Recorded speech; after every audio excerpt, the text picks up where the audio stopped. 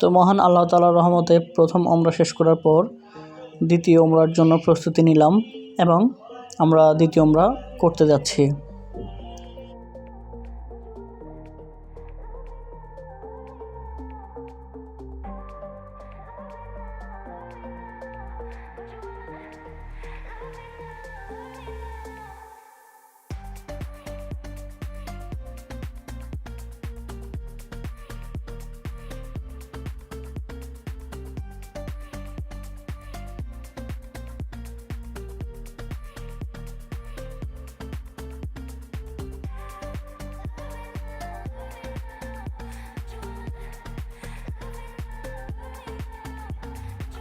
তো আমরা অবশেষে বেশ কাছাকাছি চলে আসলাম হেরেম শরীফের।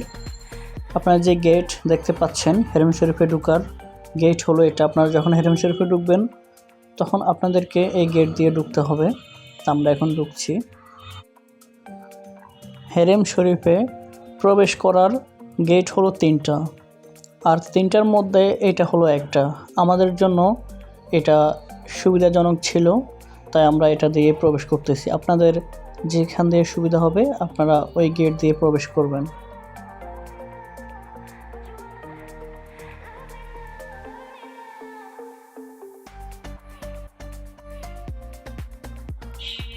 তো আল্লাহর রহমতে আমরা অবশেষে তাওয়াফ শেষ করলাম।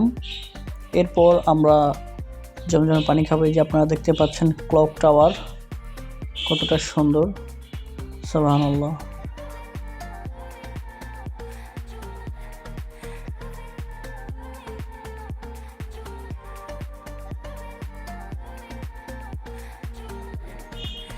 তো তাওয়াফ শেষ করার পর আমি এখন জমজমের পানি খাবো। আপনারা দেখতে পাচ্ছেন আমি জমজমের পানি নিয়েছি। আসলে আপনারা যখন এই জমজমের পানি খাবেন, এই জমজমের পানিতে অনেক উপকার আছে। আপনারা যখন জমজমের পানি খাবেন তখন জমজমের পানি খাওয়া অবস্থায় আপনারা কাবা শরীফ দিকে তাকিয়ে আপনাদের মনের যত চাওয়া পাওয়া ইচ্ছা আছে আপনারা আল্লাহ তাআলার কাছে প্রকাশ করবেন এবং আপনারা আল্লাহ তাআলার কাছে দোয়া করবেন। ইনশাআল্লাহ আল্লাহ তাআলা আপনাদের ইচ্ছা, আপনাদের আশা, আপনাদের স্বপ্ন একদিন না একদিন পূরণ করবেন ইনশাআল্লাহ।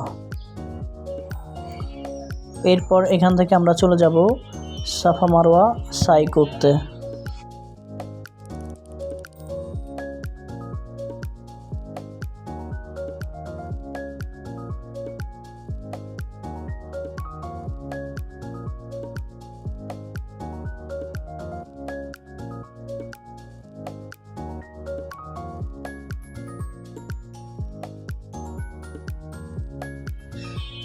এখন আমরা আছি সাফা মারওয়াতে। আমরা সাফা মারওয়া সাই করতেছি। আপনারা দেখতে পাচ্ছেন এখানে লক্ষ লক্ষ মানুষ, তারা সবাই হজ করতে আসছে।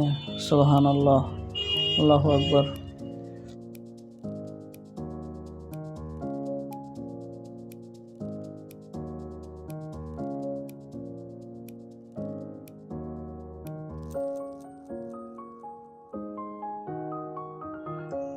আপনারা খেয়াল করে দেখেন উপরে যে নীল দাগটা দেখতে পাচ্ছেন, এই নীল দাগের অংশটুকুতে হযরত ইব্রাহিম আলাইহিস সালামের দ্বিতীয় স্ত্রী হাজেরা পানির জন্য দৌড়াচ্ছিলেন।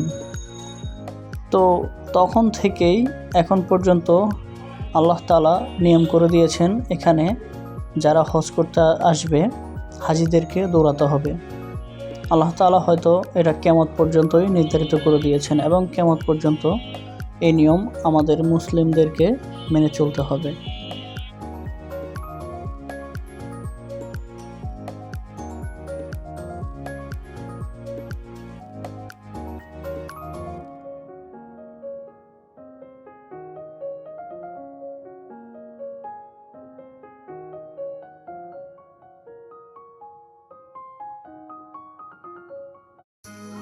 আমরা এখন যাচ্ছি আরাফাতের ময়দানের দিকে।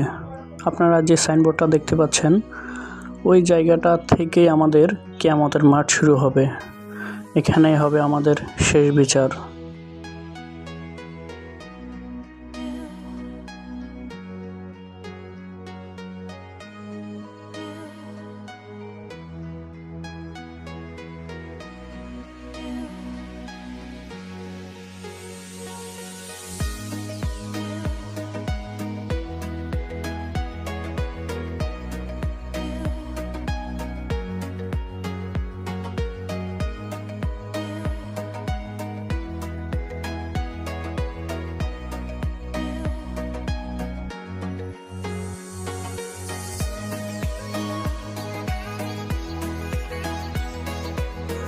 আমরা এখন আরাফাতের ময়দানে প্রবেশ করলাম।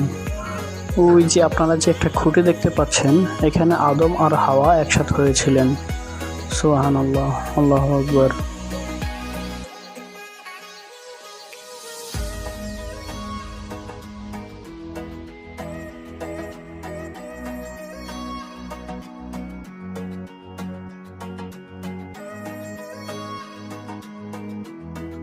আপনাদেরকে এতক্ষণ যা দেখালাম পুরোটাই হলো আরাফাতের ময়দান। এখন আমরা আরাফাতের ময়দান থেকে বেরিয়ে যাচ্ছি। আমরা এখন বাসার উদ্দেশ্যে রওনা দিচ্ছি। তো আপনারা যখন আরাফাতের ময়দানে আসবেন অবশ্যই 2 রাকাত নফল নামাজ পড়ে নেবেন, এটা হলো নিয়ম।